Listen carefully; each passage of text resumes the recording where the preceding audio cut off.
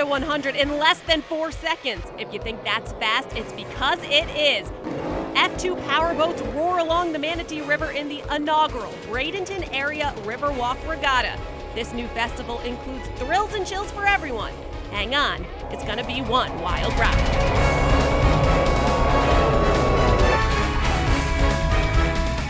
Hi everyone, and welcome to beautiful sunny Florida and the inaugural Bradenton Area Riverwalk Regatta. Upwards of 75,000 people are expected to descend on the banks of the Manatee River for this signature event.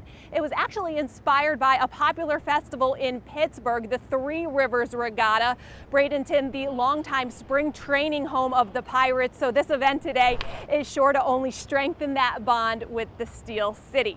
F2 powerboats are going to be roaring up the Manatee River at speeds of over 100 miles an hour. Extreme sports like X-Pogo, BMX, world-renowned music, festival fun, food, perfect weather. There's just so many reasons why you got a regatta.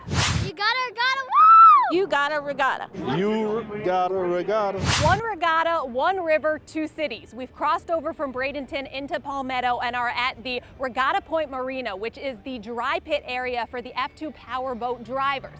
Let's go see if we can find someone to give us a closer look.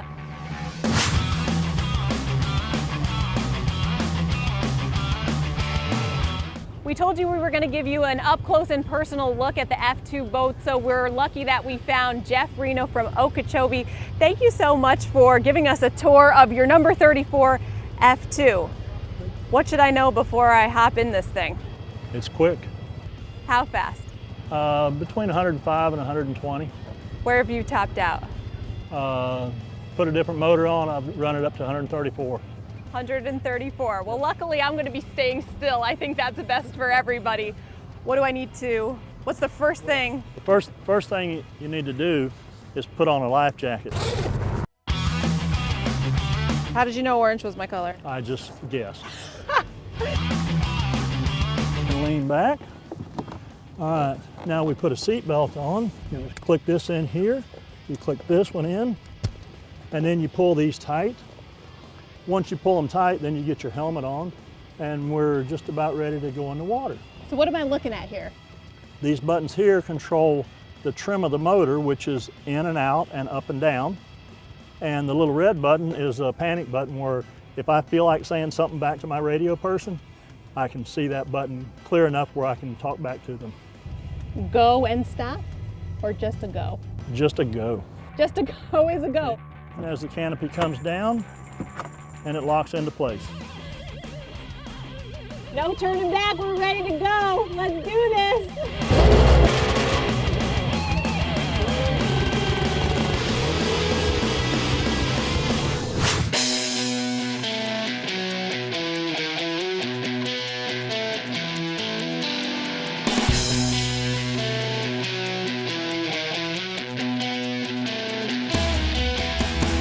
We're here now joined by Jeff Doan, the Riverwalk Regatta play-by-play announcer. Jeff, thanks so much for being along with us today. It is a pleasure and an honor to go from 18 below to what looks to be 70 above. Well, welcome to beautiful and sunny Florida. Perfect weather conditions for the regatta today. What about the water conditions for the race course itself?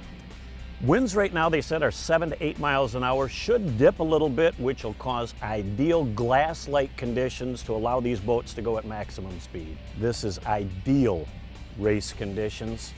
If we have 2 foot or less on the chop, then these boats will skim the water. So they'll actually be above the water. When They can lift off the water? When they're racing at top speed, you will have 2 fins and the propeller basically in the water, and that will be it. The rest of the boat is in a tunnel and out of the water, just skimming over the top. The course itself, length, straightaways, turns, what do you know about it? It's going to be about what they're setting up, about a 34-second course. That's going to be about 3/4 of a mile. One lap should take 34 seconds to get around. We're going to have 4 turns in that course, and coming out of the turn, it's about a 4G turn. After that 4G turn, they hit the throttle again, and within 2 seconds, they're back up at 100 miles an hour plus. And I'll tell you, if you've never seen it before, it's flat out exciting. First race of the year, the excitement that abounds to get the season started, to come to a new race venue, frankly, is just a real thing of beauty. We love to get new race courses, because we'd love to race every weekend if we could get enough venues that will support it. We're approaching the course, so let's take a look. The course is a little bit different from the simple fact that this is a pretty big body of water. And whenever you deal with a big body of water, you have the wind factor. Wind factor leads to waves. Waves lead to chop, which will slow down the boats for some. Some don't pay attention to chop. They just run on the edge of insanity. They just run and gun. And let the chips fall where they may. As we look from turn 3 down to turn number 1, it really looks like a long ways away. It does look long. But it is really not. How long should it take someone to fly down a straightaway? I would say a straightaway at 3/4 of a mile is going to be around 14 seconds. As they come out of the corner, that nice little trail of water we call the rooster tail is just something that people marvel when they see. You don't see that out of your normal boats cruising up and down the waterway, and when they hear the whine, they can smell the oil or the mixture of the gas. I want to tell you what, it's exciting. I cannot wait. Should this be a neck and neck race, a close race? Are they all like that, or do you expect someone to just run away with it? You're asking for a prediction, I think. I am. Lay it down, Jeff. Not oftentimes into predictions, but I would say of all the drivers right now, probably Tampa's Rob Rinker might have just a real small advantage, first and foremost because he's been able to test. Well, he's throwing out the Rinker name. We'll see what happens later in the day when it all goes down for the Florida Championship.